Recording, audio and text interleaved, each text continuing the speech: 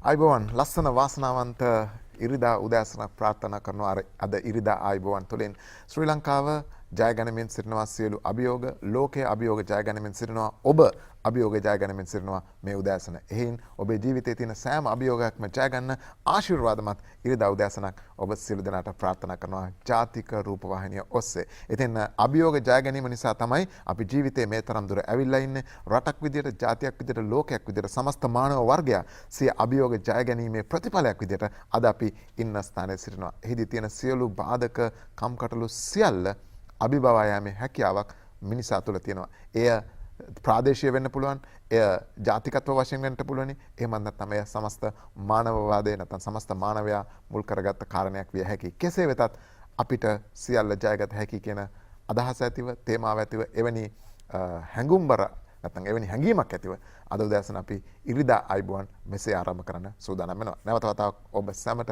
අතිශය ආශිර්වාදමත් දවසක් ප්‍රාර්ථනා කරනවා. අද උදෑසන අපි කතා කරන්න යන මාතෘකා කිහිපය අතර පළමුවෙනි මාතෘකාව විදිහට අපි තෝරාගත්තේ යම්කිසි විදිහක රටක දිශානතිය කෙරෙහි බලපාපු කාරණයක්, ඒ වගේම රටක ඉරණම ගමනාන්තය කෙරෙහි බලපාපු කාරණයක්. සුවිශේෂ රටක් පිළිබඳව අද දවසේදී අපි කතා කරන්න බලාපොරොත්තු වෙනවා. මේ රට අපිට ඒතරම්ම ආගන්තුක රටක් නොවේ. ඒට හේතුව බොහෝ බලපෑම්, බොහෝ අනුබලයන් සහ බොහෝ සම්බන්ධතාවයන් දශක ගණනාවක් තිස්සේ තිබුණා වූ රටක්. මේ වෙන කිසිවක් නෙවෙයි කියුබානු රාජ්‍ය. කියුබානු රාජ්‍ය ශ්‍රී ලංකාව සමග අතිශය මිත්‍රශීලී ලෙස දශක ගණනාවක් තිස්සේ කටයුතු කර තිබෙනවා. ඒ වගේම ශ්‍රී ලාංකිකයින්ට බොහෝ පහසුකම් කියුබාව තුළ සපයා තිනවා. ශිෂ්‍යත්ව ලබා දීම මේ ආදී බොහෝ දේවල් ඔස්සේ අතිශය දීර්ඝ රාජතාන්ත්‍රික සම්බන්ධතාවයන් තිබෙන රාජ්‍යයක් තමයි කියුබානු රාජ්‍ය. කියුබානු රාජ්‍ය හා මුල් කරගත්ත ඉතාමත්ම සුවිශේෂ සන්ධිස්ථානයක් මේ සතියට යෙදී තිබෙනවා. යම්කිසි විදිහක සමරුමක් වෙන්න පුළුවන්, එය සිහි කිරීමක් වෙන්නට පුළුවන්. ඉතින් ඒ නිසා අපි අද දවසේදී මේ කතාබහට මුල පුරනවා. මේ කතාබහ සඳහා අපි ආරාධනා කළ අතිශය සුදුසු නැත්නම් ඒ සඳහා වැදගත්ම පුද්ගලයන් කිහිප දෙනෙකුට මෙහිදී මුලින්ම මම හඳුන්වා දෙන්නට කැමතියි ශ්‍රී ලංකාවේ වාමාංශික දේශපාලනය තුළ ඉතාමත්ම ඉහළින් කතාබහ කරන නමක්. ඒ වගේම අතිශය ජ්‍යෙෂ්ඨ දේශපාලඥයෙක්, දේශපාලනයේ විවිධ සන්ධිස්ථානයන් ශ්‍රී ලංකාව තුළ දැකපු ඒ සියල්ලට මුහුණ දුන්නා වූ පුද්ගලයෙක්. ඒ වගේම ශ්‍රී ලංකා සම සමාජ පක්ෂය ඔස්සේ ඉතාමත්ම දිගු ගමනක් ආව පුද්ගලයෙක්. ඉතින් ඔහුට කියුබාව හා සමග අතිශය සමීප සම්බන්ධතාවයන් තිබෙනවා. පාර්ලිමේන්තු කියුබානු ශ්‍රී ලංකා මිත්‍ර සමිතිය සභාපතිවරයා ලෙස කටයුතු කරන්නේ. ඔහු මම බොහොම ආදරෙන් ගෞරවයෙන් මේ අවස්ථාවේදී මහාචාර්ය තිස්ස විතානරත්න පිළිගන්නවා. අයිබෝන්. And also we have the ambassador of Cuba. He is none other than Mr. Andreas Marcelo, and we would like to welcome you this morning. Good morning, sir. Good morning. Good morning. Good morning. ඒ වගේම අපත් සමග මේ අවස්ථාවේදී සිටිනවා තවත් සුවිශේෂ ලේඛිකාවක්. දමිළ භාෂාවෙන් ඉතාමත්ම විශිෂ්ට කෘතියක් සම්පාදනය කර තිබෙනවා. ගායත්‍රී ගණනාන්ද පිල්ලේ. ඔබවත් අපි අයිබෝන් කියලා පිළිගන්නවා. අයිබෝන්. මහාචාර්යතුමනි, අපි කතාව ආරම්භ කරමු.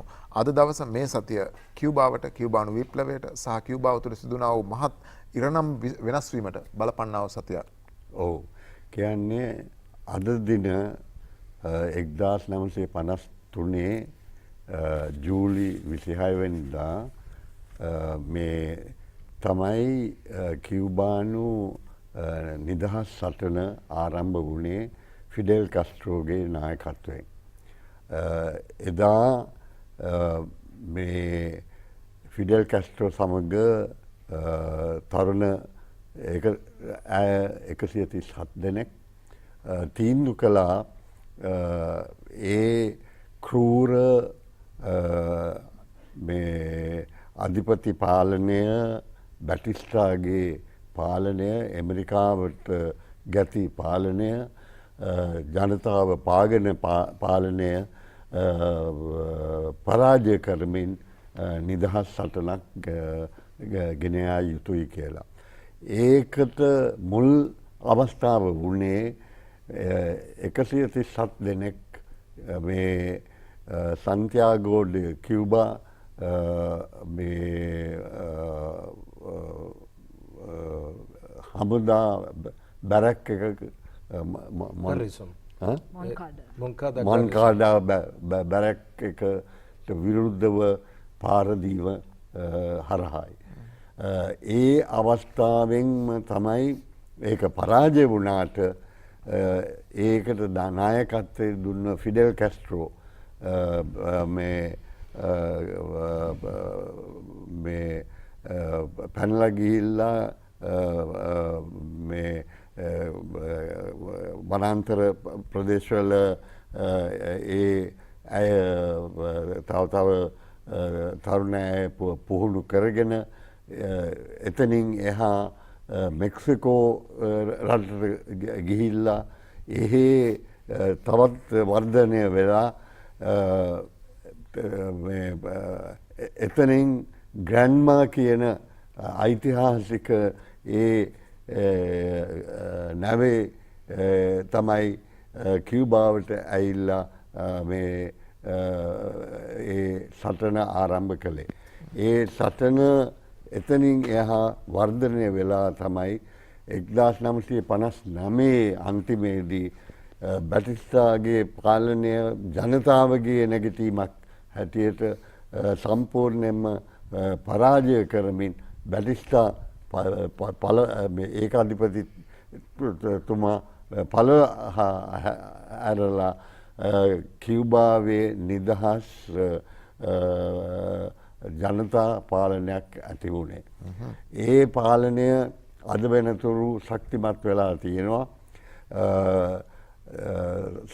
ලංකාව එක්ක හොඳ මිත්‍ර සම්බන්ධකම් තියෙනවා. සියලු තුන්වෙනි ලෝක රටවල් එක්කත් මිත්‍රත්වය තියෙනවා. ඒ වගේම සමාජවාදී රටවල් එක්කත් ඒ මිත්‍රත්වය තහවුරු වෙලා තියෙනවා. ඒ අසල්වාසී දකුණු ඇමරිකාවේ සියලු රටවල් එක්ක මිත්‍ර සම්බන්ධකම් තිබුණාට මේ හතුරු රටක් හැටියට ඇමරිකාවට තමයි මුහුණ දෙන්න සිද්ධ වෙලා තියෙන්නේ. හොඳයි. මම හිතන්නේ හොඳ තැනකට ආවේ. ඔතනින් අපි තානාපතිතුමාට යමු. His Excellency the Ambassador, now this time, this period is a very, very crucial period because now the whole world is facing a pandemic and some countries are going through a post-pandemic period and some countries are still struggling in the pandemic itself. So what is the situation of Cuba and how Cuban government is coping with the COVID pandemic right now? Well, first, good morning. Good morning. Good morning, sir. I want to take this opportunity to send my greetings to the Sri Lankan people. ශ්‍රී ලංකාවේ ජනතාවට මේ වෙලාවේදී මම සුබ පතන්න අවස්ථාවක් I කරගන්නවා. just arrived here. I present credential to the President of the Republic of Sri Lanka this week. මේ සතියේ මගේ පත්‍රිකාවන් මම බාර දෙන්න බලාපොරොත්තු වෙනවා ශ්‍රී ලංකාවේ ජනාධිපතිතුමාට. Cuba and Sri Lanka have a very good relation, excellent relation. Regarding your question, Cuba is struggling against the pandemic. කියුබාව වසංගත නිසා යම් කිසි දෙයක අරගලයක යෙදিলা ඉන්නවා. And not only struggling against the pandemic in Cuba, we also are helping other countries. We send to 15 countries international aid in connection with this COVID-19 pandemic. ඕකේ කියුබාව යම් කිසි දෙයක අරගලයක යෙදিলা ඉන්න විතරක් නෙවෙයි තවත් රටවල් 15කට ජාත්‍යන්තරේ උණු උපකාර කරන්නටත් යෙදিলা ඉන්නවා මේ වසංගතයෙන් ගොඩේම සඳහා. Cuba, despite the blockade of the United States, are fighting the pandemic. America එක්සත් ජනපදයේ සම්බාධක මැද්දේ තමයි මේ වසංගතයට එරෙහිව සටන් කරමින් සිටින්නේ කියුබාව. Even Cuba is working in the obtention of vaccines against COVID. We already have the approval of the first Cuban vaccine against COVID-19. COVID-19ට එරෙහිව පාවිච්චි කරන එන්නත පිළිබඳව මේ වෙනට ඔවුන් කටයුතු කරමින් එහි පළවෙනි අනුමැතිය එන්නත සඳහා ලැබී තිබෙන ඔවුන්ගේ නිෂ්පාදනයට. In this moment, more of 7 million of Cubans are receive the first doses of this vaccine. මිලියන 7ක් හෝ ඊට වැඩි සංඛ්‍යාවකට මේ වෙනකොටත් පළවෙනි එන්නත ලැබී තිබෙනවා. We have another vaccines that are now in the clinic trial. ඒ වගේම තවත් එන්නත් කිහිපයක් තියෙනවා. ඒවා මේ වෙන විට සායනික පරීක්ෂණ වලට යොමු වෙමින් තිබෙනවා. හරි. ඒ වගේම දැන් අපි තවත් සුවිශේෂ කාරණයක් ගැන කතා කරන්න යනවා. ඒ තමයි දැන් ඔබතුමිය අතේ පොතක් තියෙනවා. මේ පොතට දිගු ඉතිහාසයක් තියෙන සහ කියවන්නන්ට විශේෂයෙන්ම කියුබානු විප්ලවය ගැන කියවන අයට බොහොම රසවත් කෘතියක් වේ මේ. It's in Tamil, right? මේකේ මම මේ තුනම ගෙනලා තියෙනවා. ඉංග්‍රීසි භාෂාවෙන් පබ්ලිෂ් කරපු ෆිඩෙල්ගේ ස්පීච්. මේක මේ ෆිඩෙල් after he was arrested, after the Moncada attack, as the professor told, මේ එයාලා මේ ෆිඩෙල්ගේ group එක මේ Moncada attack එකට පස්සේ many of them were like murdered, captured and murdered by Batista's army, but Fidel and a few managed to escape.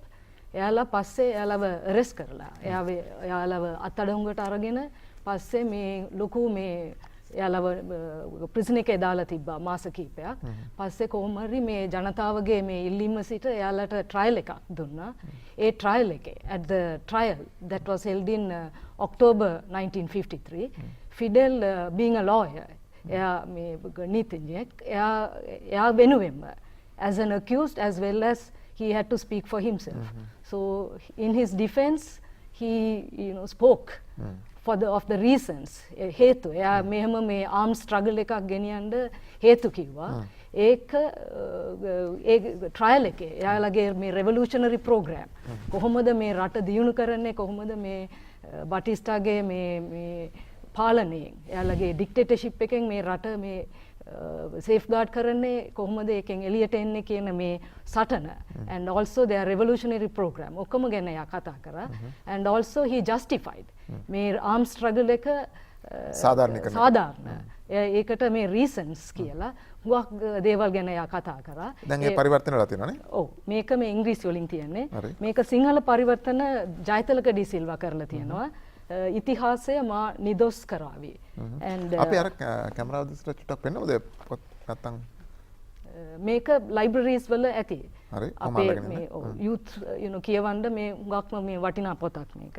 And මම මේ දෙමළ ට්‍රාන්ස්ලේෂන් එකක් කරලා තියෙනවා. ඇත්තටම මම මේක කරේ 1986 මම යුනිවර්සිටි ස්ටුඩන්ට් වෙලා ඉන්න වෙලාවේ යුනිවර්සිටි ලයිබ්‍රරි එකෙන් මේක හොයලා මට හිතුණා මේක මේ කියවලා immediately මම මේක මොනවා හරි මේකට කරන්න ඕනේ. එච්චර මට මේ ඉන්ස්පිරේෂන් එකක් ලැබුණා මේ කතාවෙන්, එයාගේ ඩිෆෙන්ස් ස්පීච් එකේ. ඒක උඩ මම immediately මාසකින් මට මේක මේ ට්‍රාන්ස්ලේට් කරලා, නමුත් මට මේක මේ ඒ කාලේ තියපු මේ සිටුේෂන් උඩ මට මේක මේ පබ්ලිෂ් කරන්න බැරි වුණා. පස්සේ මේක අපි මේ 2015 මේක මට මේ පබ්ලිෂ් කරන්න පුළුවන් වුණා. හරි, ඒක මම සෑහෙන මේ ආඩම්බර වෙනවා මෙහෙම වැඩක්. මේ වගේ මේ ෆිඩල් කැස්ට්‍රෝ වගේ මේ ශ්‍රේෂ්ඨ මිනිසෙක් හරි මට මෙහෙම මේ එයාගේ මේ ස්පීච් එක මෙහෙම ට්‍රාන්ස්ලේට් කරලා මට දෙමළෙන් මේක පරිවර්තන කරන්න පුළුවන්. මගේ මව් භාෂාවෙන් මට මේක කරන්න පුළුවන් වෙච්ච එක මට සෑහෙන මම ආඩම්බර වෙනවා ඒ ගැන. wonderful. ඒ වගේම සර් දැන් මහාචාර්යතුමනි දැන් දශක 7ක් වගේ කාලයක් ගියාට පස්සේ රුසියාව ඒ වගේම බොහෝ රටවල යම්කිසි විදියක සංශෝධනයන් වෙලා ඊට පස්සේ විවිධ ආකාරයට සංයුතුන් වෙනස් වෙලා තියෙන අවස්ථාවක කියුබාව තාමත් තමන්ගේ සංයුතිය ඒ තිබුණු තත්ත්වය පවත්වාගෙන යන රහස මොකක්ද? කියන්නේ මේකයි. කියුබාවේ විප්ලවය ජනතා විප්ලවයක්. ඒ ජනතාව අතරේ වාමාංශික අදහස් මුල් බැහැලා තියෙනවා දැන්. නමුත් කට්ටිවාදයෙන් තොරව සියලු රටවල් එක්ක පුළුවන් තරම් සුහඳ සම්බන්ධකම් තියාගෙන තියෙනවා. සුළු දැන් උදාහරණයක් හැටියට එක්සත් ජාතීන්ගේ සංවිධානයේ හැම අවුරුද්දේම යෝජනාවක් ගේනවා මේ කියුබාව වෙනුවෙන් මේ ඇමරිකාව පවත්වන සම්බාධක ඉවත් කරන්නයි කියලා. රටවල් දෙකක් විතරයි ඒකට විරුද්ධ වෙන්නේ.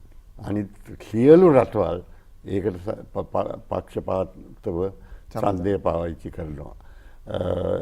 ඒ ආකාරයට කියුබාවට පුළුවන් වෙලා තියෙනවා මුළු ලෝව වාගේම දිනාගන්න තමන්ගේ පැත්තට කියුබාව රටක් හැටියට මේ තුන්වෙනි ලෝක රටවල් වලට විශේෂයෙන්ම මේ විශාල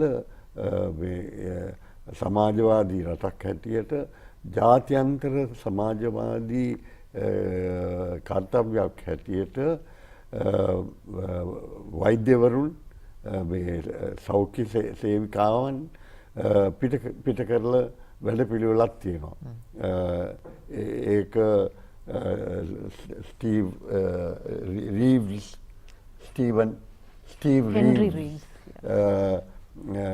මේ බ්‍රිගේඩ් එක කියලා මේ නම් කරනවා. ඒ කණ්ඩායම ලංකාවටත් ඇවිල්ලා තියෙනවා.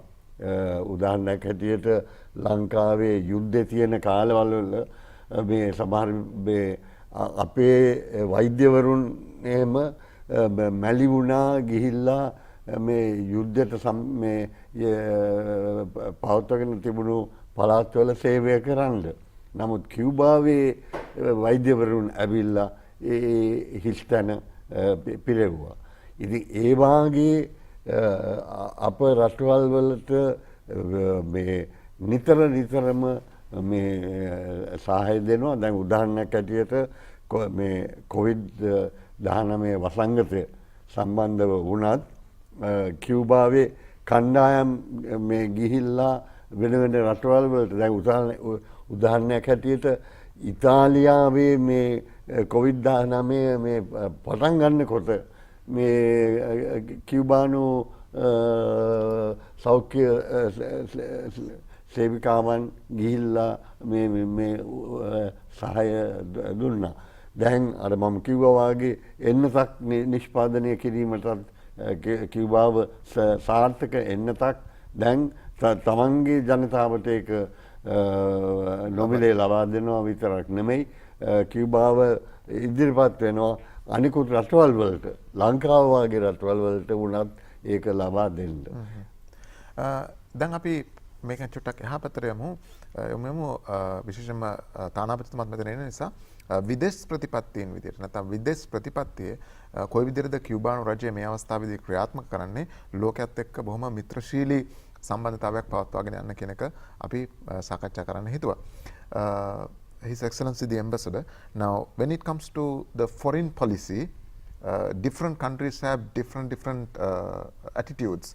So at the moment, after 7 decades of the revolution, how do you define the foreign policy of Cuban Republic right now?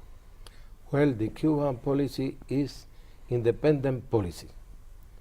Cuba is a sovereign state and defend the interests of the peoples and respect all the international conventions approved by United Nations. විදේශ ප්‍රතිපත්ති තමයි විශේෂයෙන්ම රටක ස්වාධීනභාවයට ගරු කිරීම, ඔවුන්ගේ ස්ව ආරක්ෂාවට ගරු කිරීම, ඒ වගේම එක්සත් ජාතීන්ගේ සංවිධානය විසින් එකඟ වී තිබෙන සෑම සම්මුතියන් පවත්වීම තමයි ඔවුන්ගේ විදේශ ප්‍රතිපත්තිය නැත්නම් ඒවට ගරු කිරීම තමයි ඔවුන්ගේ විදේශ ප්‍රතිපත්තිය වෙලා තිබෙන්නේ. Yes. And when it comes to the friendship between other countries, how do you maintain that friendship despite of all the differences that you have? Because we respect other peoples. මම අහුව ප්‍රශ්නේ තමයි මේ බොහෝ වෙනස්කම් තිබෙද්දිත් කොහොමද මිත්‍රශීලීත්වය පවත්වා ගන්න කියලා. ඔහුගේ එක උත්තරය තමයි අපි හැම මිනිස්සුන්ට ගරු කරනවා කියන කතාව. Yes. Because our policy is not interference in the internal affairs of other countries. අනිත් රටවල් වල අභ්‍යන්තර කටයුතු වලට ඇඟිලි ගැසීම නොවේ අපගේ ප්‍රතිපත්තිය.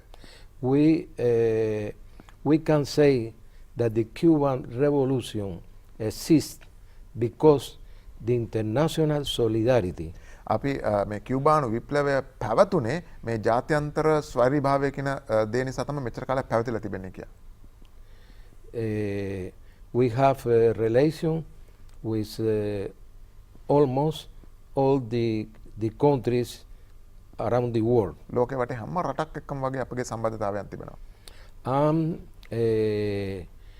We receive the support of the governments of all the countries in the world. ලෝකේ සෑම රටකම රාජ්‍යයන්හි සහයෝගය අපට ලැබී තිබෙනවා.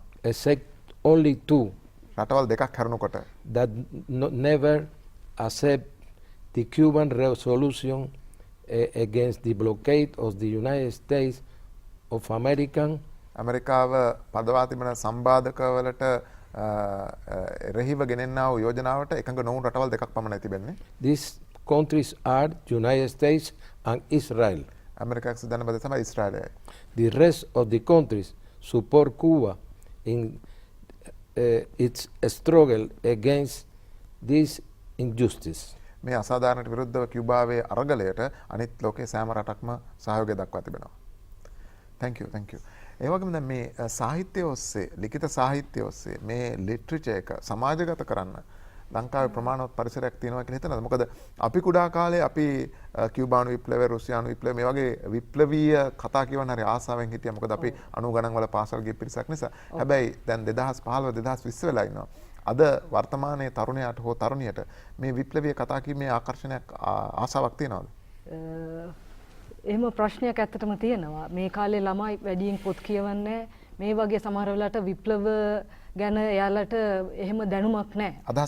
අදහසක් නැහැ. දැනුමක් හරි මේ like October Revolution, Russian Revolution, දැන් මේ ෆිඩල් හැම විටම කියන්නේ how the October Revolution influenced him, the socialist revolution influenced him. එයාට කොහොමද ඒක එයාට මේ වගේ revolution එකක් armed struggle එකක් carry out කරන්න කොහොමද Russian revolution එයාට උදව් කරේ කියලා. and හැම විටම එයාට තියපු ආසාව තමයි මේක මේ කියුබාව socialist principles උඩ මේ country එකක් හැටියට නිදහස් රටක් හැටියට establish කරන්න ඕනේ කියන. ඉතින් මේ කාලේ මම කියන්නේ දැන් මේ පොත් හරි මේ youth මේ කාලේ ඉන්න youth මේක එහෙම ප්‍රශ්න මේ කියවන්න නැති ප්‍රශ්නයක් තිබුණාට මේක සෑහෙන වැදගත් දේවල්. එයාලට සෑහෙන දේවල් ඉගෙන ගන්න පුළුවන්. අනිත් එක දැන් ඒ වගේ passion රට ගැන තමන්ගේ මිනිස්සු ගැන ඇති වෙන මේ හැඟීම passion කියන්නේ. හරි ඒ එහෙම තියපු මිනිසෙක් තමයි ෆිඩල් කැස්ට්‍රෝ. ඒ වගේ මිනිහෙක් මේ what do you say to develop a character like that. මේ වගේ පොත් කියවන එකෙන් උඩින් තමයි ඒක වෙන්නේ. ඒ වගේ මහාචාර්යතුමනි දැන් කියුබානු විප්ලවයට දශක 7ක් විතර ගිහිල්ලා තියෙන අවස්ථාවක ලෝකයට අද කියුබානු විප්ලවය පිළිබඳව සිහි කිරීමේ මෙනෙහි කිරීමේ තිබෙනා වූ ප්‍රයෝජන මොකක්ද? කියන්නේ මේකයි දැන් කියුබානු විප්ලවය සමාජවාදය තාවර කිරීම අත්දැකීමක් වෙලා තියෙනවා. මම කියුබාවට කීප විටක්ම ගිහින් තියෙනවා. මේ අර යුරෝප තියෙනවා මේ වර්ල්ඩ් ලෝක ෆෝරම් එකක් රටවල් වල මේ ධනපති රටවල් වල. නමුත් ඒ හා සමානව සමාජවාදී රටවල් හා සමාජවාදී අදහස් පිළිගන්න රටවල් වල ප්‍රගතිශීලී පිරිස් වෙනම මේ ෆෝරම් එකක් තියෙනවා කියුබාවේ අවුරුදු පුරා. ඉතින් එතන ඒ අවස්ථාවේදී ලෝකයේ දුප්පත්කම නැති කිරීම සඳහා කළ යුතු දේ මොකද්ද? සහයෝගිතාවය තහවුරු කිරීම පමණක් නෙමෙයි කියන්නේ මේ ධනපති පන්ති සූරාකෑම ඒ පාලනය ඇමරිකාවේ ලෝකයේ තමන්ට යටත් කිරීමේ ව්‍යායාම් මෙන්න මේවා සියල්ලම සාකච්ඡා වෙනවා. ඉතින් එතන ඒ ලෝකයේ ප්‍රගතිශීලී නිදහස වෙනුවෙන් ස්වෛරීභාවය වෙනුවෙන් ගරු කරන මිනිසාගේ විමුක්තිය සඳහා කටයුතු කරන අය කියුබාවේ විප්ලවය තමන්ට මඟ පෙන්වීමක් හැටියට සලකලා මේ විශාල ගෞරවයක් තියෙනවා. ෆිඩෙල් කැස්ට්‍රෝ ගැන නිතර කතා කරනවා. චේ ගෙවාරා ගැන කතා කරනවා. ඒ අය ඇත්ත වශයෙන් මේ ලෝකයේ පිළිගත් මේ ඓතිහාසික මේ නායකින් හැටියට පත් වෙලා තියෙනවා. අපි දැන් අහමු මේ ආර්ථික තිරසාරත්වය පවත්වාගෙන යන්න කියුබාව මොනවද කරලා තියෙන්නේ කියලා මේ දක්වා. මොකද ඒක සමහරට හැම කෙනෙකුටම උදව්වක් වෙන්න පුළුවන්. So now we'll move from politics to economics. So when it comes to Cuba, Cuba always had Cuba was able to maintain sustainable economic growth or sustainable economic standards or situation in the country throughout the last 7 decades. So what is the secret behind the sustainability? Well, we can say that this is possible because the tenacity of the Cuban people. මේ ආර්ථික තිරසාරත්වය පවත්වාගෙන යන්නට හැකියාවක් ලැබිලා තියෙන්නේ කියුබානු ජනතාවගේ තිබුණේ තියුණු සහ ඉදිරියට කඩාගෙන යාමේ හැකියාව නිසා. Yes. And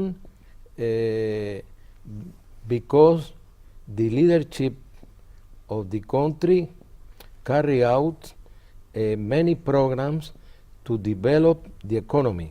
රටේ නායකත්වය විසින් ආර්ථික සංවර්ධනය කිරීම සඳහා බොහෝ ව්‍යාපෘතීන් ක්‍රියාත්මක කළා. In benefit of the people. මනුෂ්‍යයන්ගේ ප්‍රයෝජන සඳහා ඒවා. That's a secret. ඒ කියන්නේ මනුෂ්‍යයන්ගේ ප්‍රයෝජන සඳහා ඒ ප්‍රතිපත්ති in this regard, Cuba, after the triumph of the revolution, carry out a program of deliver of lands to peasants,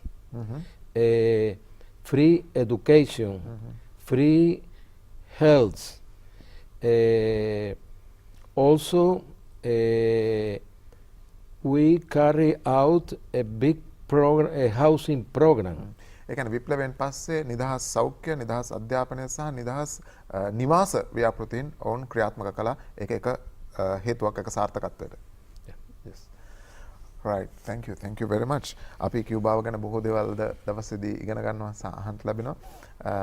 කියුබානු සාහිත්‍යයට එනකොට විශේෂයෙන්ම දැන් ලෝකයේ අර ඉස්සලා කිව්වා වගේම මේ පරිවර්තනයන් කියවන්න ඉස්සර ගොඩාක් ප්‍රිය කළා.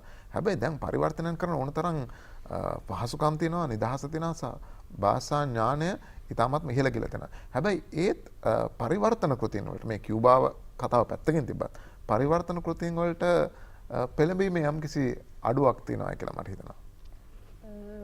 ඒ කියන්නේ දැන් ඕඩ් මේ කියවන කට්ටිය අඩුයි කියලාද නැත්නම් පරිවර්තන කියවීමේ පරිවර්තන කියවීම. එහෙමත් අපිට මොකද කාලයක් ට්‍රෙන්ඩ් එකක් තිබුණා. පරිවර්තනමයි කියවන්නේ කියලා. පරිවර්තනමයි කියවන්නේ. ඒක ඇත්ත. නමුත් අපිට මේ තප්පර කීපයක් දෙන්න අපි වෙලාව බලලා ඉන්නවා. ඉක්මනින් වෙලාව බලහම.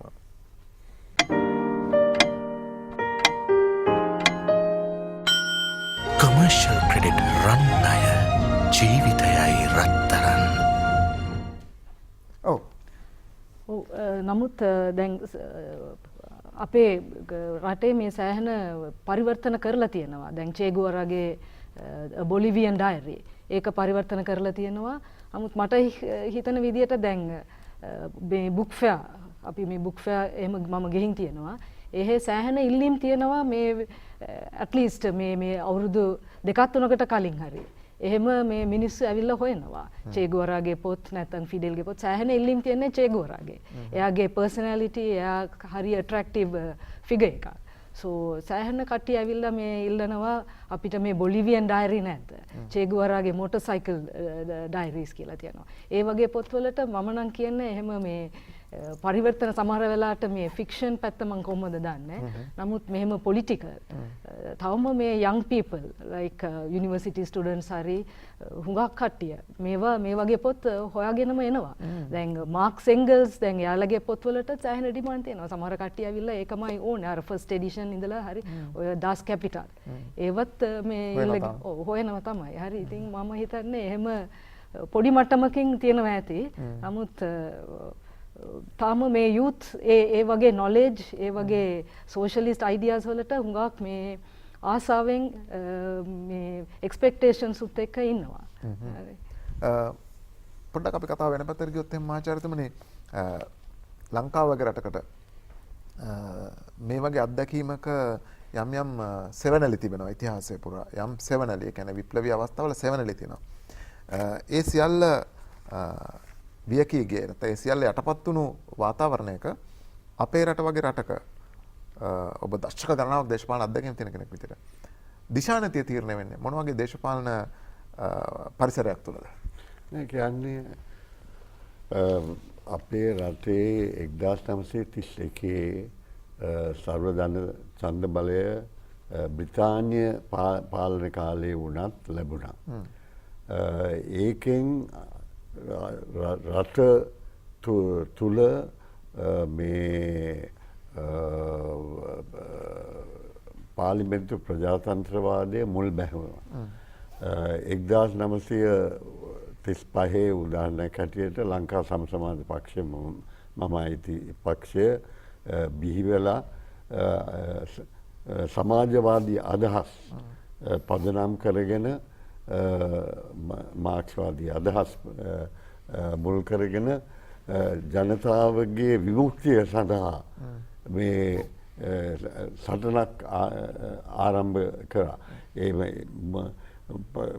මුලින්ම සටන තිබුණේ බ්‍රිතාන්‍ය පාලනයක් මේ රටෙන් ඉවත් කිරීම. ඒක ඒ සටන දීර්ඝ සටනක් වුණා. අන්තිමේදී 1972 කොල්විනා ඩි සිල්වා ආචාර්යතුමා සමසමාජ පක්ෂයක නායකයෙක් විසින් අලුත් ජනරජ ව්‍යවස්ථාවක් ඇති කළා. නමුත් ලංකාවේ ඒ සටන මේ ඇමරිකාවට පක්ෂ විශේෂයෙන් එක්සත් ජාතික පක්ෂය එවැනි රටවල් වලට ලැබුණු හයිය තුලින් මේ කාලයක් ගත්තා. උදාහරණයක් හැටියට ඉන්දියාව 1947 තමයි බ්‍රිතාන්‍යයෙන් නිදහස ලැබුණේ. 1900 මේ අවුරුදු 3කින් ජනරජ ව්‍යවස්ථාවක් අම්බෙඩ්කර් විසින් පිට කළා. නමුත් ලංකාවේ දීර්ඝ සටනක් වමට සමසමාජ පක්ෂයේ නායකත්වයෙන් ගෙනියන්න සිද්ධ වුණා. මේ අන්තිමේදී ශ්‍රී ලංකා නිදහස් පක්ෂය එක්කත් එක් වෙලා UNP විරෝධී ප්‍රගතිශීලී එක්වීම හේතු කොටගෙන අපේ රට මේ ඇමරිකාවට යටවීමෙන් ගැලවිලා නිදහස් වෛරී රටක් හැටියට ඉදිරියට ක්‍රියා අපි ප්‍රායෝගික දේශපාලනය ගත්තට පස්සේ වර්තමාන ප්‍රායෝගික දේශපාලනය තුළ රටක එවැනි වෙනසක්, ඒ කියන්නේ මෙවැනි විප්ලවීය වෙනසක් ඇති කරන්න නැත්නම් සම්පූර්ණ ආර්ථික දේශපාලන වෙනසක් ඇති කරන්න ප්‍රායෝගික ක්‍රමය වන්නේ, මම ලංකාව ගැන මේ කතා කරන්නේ පොදුවේ ලෝකය ගැන, මේ වතාවේදී ප්‍රායෝගික ක්‍රමය වන්නේ විප්ලවීය යොමුවීමක්ද ප්‍රවේශයක්ද නැත්නම් පාර්ලිමේන්තු ප්‍රතිසංස්කරණවාදී ප්‍රවේශයක්ද? කියන්නේ චේ ගෙවාරම කිව්වා යාගේ පොතේ දෙවනි පිටුවේම රටක ජනතාවට ඡන්දය පාවිච්චි කිරීමට අයිතිය ලැබිලා තියෙනවා නම් එහෙනම් ඡන්ද ක්‍රමයේ හරහා තමයි ජනතාවගේ විමුක්තිය සඳහා සටන ගෙනියන්නේ. ඒ කියන්නේ ප්‍රජාතන්ත්‍රවාදී ක්‍රියාදාමය ඔස්සේ ප්‍රජාතන්ත්‍රවාදී රාමුව තුල මේ ඒක තමයි අපේ රටේ වෙලා තියෙන්නේ. ඒ කියන්නේ සමසමාජ පක්ෂය, කොමියුනිස්ට් පක්ෂය, මේ වගේ අනිත් වාමාංශික පක්ෂ මතුවෙලා මේ පාර්ලිමේන්තුවේ හරහා තමයි වෙනස් වීම ගෙනාවේ. කියන්නේ මේ සමාජවාදී පැත්තට වුණත් ගමන් කරන්න පුළුවන් වෙලා තියෙනවා ඒ පාර්ලිමේන්තු රාමුව තුල. නමුත් පාර්ලිමේන්තු ක්‍රමයක් නැති රටවල් වල එතකොට තමයි මේ රටවල් වල ජනතාවට විමුක්තිය සඳහා පාරට බැහැලා විප්ලවීය සටන් ගෙනියන්න වෙන්නේ. හොඳයි. අවසාන මිනිත්තු 3-4ට අපි ඇවිල්ලා ඉන්නේ. Finally, the Excellency, the Ambassador, I would like to ask you, now Sri Lanka has been very friendly with Cuba throughout the history, and Sri Lankan people love to talk about Cuba, and they have role models in Cuba, and they honor and respect Cuban revolution and also the leaders. So what is your message right now to the Sri Lankan public? Well, මම ඇහුවේ ලංකාවේ මිනිස්සු ගොඩක් ආදරේ කිව්බාවට කිව්බාවේ පණිවිඩය මොකක්ද මේ වෙලාවේ ශ්‍රී ලංකාවේ ජනතාවට කියලා. Yes sir. it's true. Cuba and Sri Lanka has diplomatic relation since more of 60 years. අවුරුදු 60කට අධික කාලයක් තිස්සේ ශ්‍රී ලංකාව සහ කිව්බාව අතර රාජතාන්ත්‍රික සම්බන්ධතාවයන් තියෙනවා. Since 1959. 1959 සිට. Because I think that it's important to tell that Che Guevara was in Sri Lanka in 1959. 1959 දී චේ ගවේරා ශ්‍රී ලංකාවේ සංචාරය කළා.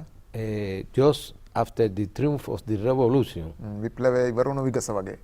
He came here in a mission, a political and commercial mission.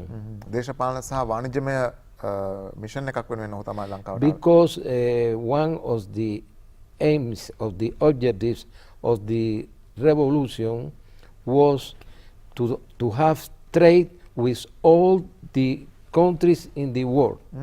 ලෝකයේ සෑම රටක් සමගම වෙළඳ සම්බන්ධතා පවත්වාගෙන යාම ඔවුන්ගේ එක ප්‍රතිපත්තියක් තිබුණ නිසා තමයි චේ ගවේරා 1959 ආපු එක ඒ අරමුණ. Not only with the United States, that was is our neighbor, but almost all the trade was concentrated in the United States. ඒ වෙළඳාම අපගේ අසල්වැසි රට වන ඇමරිකාව එක්සත් ජනතාව සමග ඒ කෙරෙහි වැඩි අවධානයක් යොමු වෙලා තිබුණත් we sell to Sri Lanka in that occasion 20,000 tons of sugar cane. Sugar, right? Sugar, yes. Yeah. Ton 20000ක් පමණ සීනි ශ්‍රී ලංකාවට අලෙවි කරනවා කිව්බාවෙන්. Its visit also gave the opportunity to establish the diplomatic relation. ඒ ව්‍යාපාරය ඔස්සේ අවස්ථාවක් ලැබුණා ශ්‍රී ලංකාව සමග රාජතාන්ත්‍රික සම්බන්ධතා ස්ථාපිත කරගන්න. This relation exists since that moment. ඒ සම්බන්ධතා ඒ මොහොතේ ඉඳලා ඒකෙන් සහයෝගයක් ලැබිලා තියෙනවා. Excellent relation between two non-aligned countries. මේ බොහොම නිදහස් ස්වාධීන රටවල් දෙකක් අතර තිබෙනා විශිෂ්ට සම්බන්ධතාවයන් විදියට අපේ රටවල් දෙක අතර තියෙන සම්බන්ධතා ඔහු ගරු කරනවා. Yes, we know the sympathy of the Sri Lankan people for Cuba. කියුබාවේ මනුෂ්‍යයන් ගැන ශ්‍රී ලංකාවේ මනුෂ්‍යයන්ගේ තියෙන අර දානුකම්පා භාව ආදරය දයාව ඔවුන් දකිනවා. Despite the distance, දුර පරතරය කොච්චර වුණත් in Sri Lanka knows very much about Cuba. ශ්‍රී ලංකාව කොච්චර දුර තිබුණත් කියුබාව ගැන බොහෝ තොරතුරු දන්නවා. And about the revolution. ඒ වගේම විප්ලවය ගැන බොහෝ දේවල් ශ්‍රී ලංකිකයන් දන්නවා. Our objective here is to continue developing the existing relation between both countries. මේ රටවල් දෙක අතර සම්බන්ධතාවයන් තවදුරටත් තහවුරු කිරීම තමයි අපගේ අරමුණ වෙලා තිබෙන්නේ.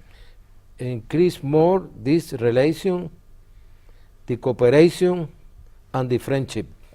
මිත්‍රශීලීත්වය සහයෝගීතාවය සහ සම්බන්ධතාවය තවදුරටත් තහවුරු කර ගැනීම තමයි වර්ධනය කර ගැනීම තමයි බලාපොරොත්තු වෙන්නේ. Offer our modest experience අපගේ අත්දැකීම් බෙදා ගැනීම in different fields. විවිධ ක්ෂේත්‍රයන්හිදී Even now that we are struggling against the COVID, we are also ready to help and exchange with Sri Lanka in this way. අපි දැනට අපිත් කොවිඩ් තත්ත්වය නිසා යම්කිසි අරගලයකට මුහුණ දෙලා හිටියත් ඒ තත්ත්වය සඳහා ශ්‍රී ලංකාවට උපකාර කරන්නත් අපි සූදානම්ෙන් සිටිනවා. Thank you very much. Thank you very much. හොඳයි මම විශ්වාස කරනවා අද අපේ කතා බහ ඔබට අතිශයින්ම වැදගත් වෙන්න ඇති කියලා මතකයේ අලුත් කරන්නටත් ඒ වගේම යම්කිසි විදියක නැවුම් බවක් මනසට ඇති කරන්න අපි කතා කළා කියුබානු විප්ලවය පිළිබඳවත් ඒ වගේම ඊට මුල් වෙච්ච පුද්ගලයන් පිළිබඳ ලියවුණු සාහිත්‍ය පිළිබඳවත් ඒ වගේම අද මේ දශක 7ක් විතර ගිහිලා ආපහු කතා බහ කරද්දී ඒ තියෙන වටිනාකම පිළිබඳවත් යම්කිසි විදියක නැවුම් හැඟීමක් ඔබට ඇති වෙන්නත් කියලා විශ්වාස කරනවා. ඉරිදා ආයිබෝන් වෙනුවෙන් ඔබ සියලු දෙනාටම බෙහෙවින්ම ස්තුතිවන්ත වෙනවා. ආයිබෝන්. Thank you very much. Thank you.